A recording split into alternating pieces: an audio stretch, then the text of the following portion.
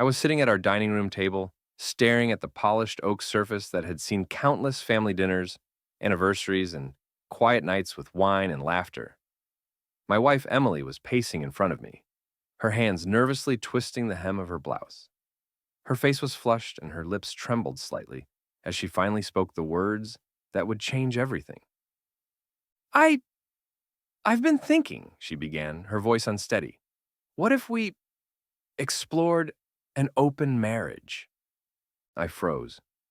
My fork hovered midair, the piece of chicken skewered on it forgotten. My mind reeled, trying to process what she had just said. An open marriage? After 15 years together, this was not a conversation I'd ever expected to have. What?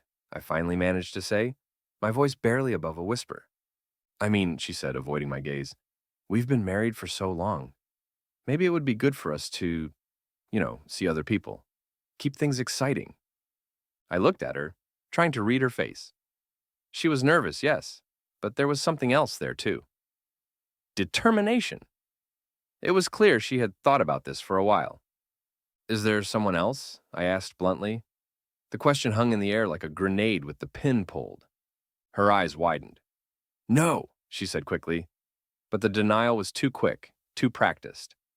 I'd been with this woman for 15 years. I knew when she was lying. I think it could be good for us. I leaned back in my chair, my appetite evaporating. The Emily I knew would never have suggested something like this. She was always the romantic one, the one who believed in soulmates and forever. And now she was suggesting we throw all that away? My mind raced and something clicked. She wasn't asking for an open marriage because she wanted one. She was asking because she already had someone in mind. But I didn't confront her, not yet. Instead, I nodded slowly. Okay, I said, my voice calm and measured. If that's what you want, we can try it. Her eyes lit up and she looked relieved. That look confirmed my suspicions. There was someone else. But if she thought I was going to roll over and let her play me for a fool, she had another thing coming. The next few weeks were a whirlwind. Emily seemed happier than she'd been in months. She was always on her phone, texting or smiling at some notification. She started going out more, girls' nights and work events. But I knew better. She had someone and she thought she was being clever about hiding it. But she underestimated me. I'm a software engineer by trade, and let's just say I'm good at what I do. It didn't take long for me to install a tracking app on her phone. Within days, I had her texts, call logs, and even her location history. The name Derek came up a lot.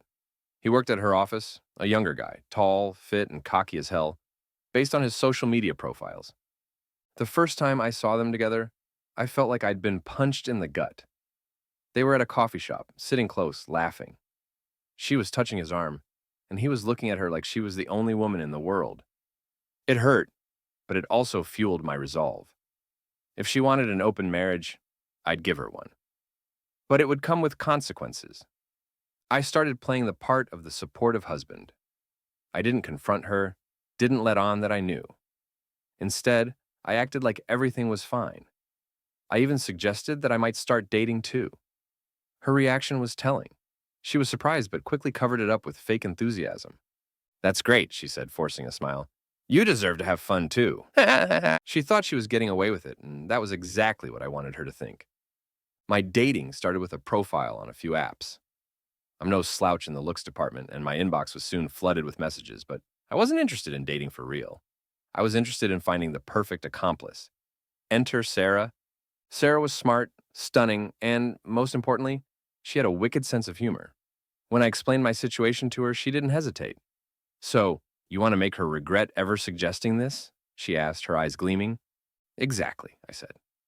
And so, the plan began. Sarah and I started dating in public.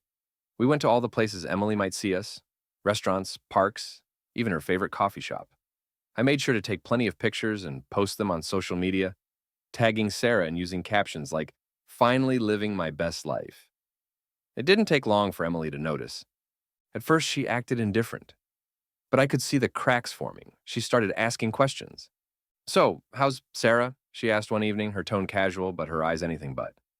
She's great, I said, smiling. Really amazing. And then Emily's jaw tightened, and she quickly changed the subject. But I knew I was getting to her. The final blow came at our anniversary party. Emily had insisted we still celebrate. To keep up appearances, she said. Little did she know it would be a night she'd never forget. The party was at our house, filled with friends and family. Emily was the perfect hostess, laughing and chatting like everything was fine. But when Sarah walked in, dressed to kill and holding my arm, the room went silent. "Who's this?" Emily's friend whispered loudly enough for everyone to hear. "This is Sarah," I said, my voice loud and clear. "She's my girlfriend." Emily's face turned beet red, and she excused herself, heading to the kitchen. I followed her, leaving Sarah to mingle. "What the hell are you doing?" Emily hissed as soon as we were alone. "What?" I said innocently. "You wanted an open marriage. I'm just participating." "This is humiliating," she snapped. "Is it?" I said, my tone cold. "Because I've been humiliated for months, while you sneaked around with Derek. Did you really think I didn't know?" Her mouth opened and closed like a fish out of water. "How did you—" "It doesn't matter how," I said. "What matters is that you broke us. You wanted this, Emily. You wanted an open marriage. Well, now you've got one. Congratulations." I left her standing there, stunned and speechless, and rejoined the party. Sarah and I had a great time, and Emily spent the rest of the night sulking in the corner. A week later, Emily asked for a divorce. I agreed without hesitation. She thought she was punishing me, but I knew better. The house, the cars, the savings, they were all mine. She hadn't read the prenup carefully enough to realize that infidelity nullified her claims. The last time I saw her, she was moving out of the house, her face pale and drawn. Derek wasn't there to help her. Apparently, their relationship had fallen apart once the thrill of secrecy was gone. As for me, Sarah and I are still dating. Turns out, we actually like each other. Maybe Emily did me a favor after all.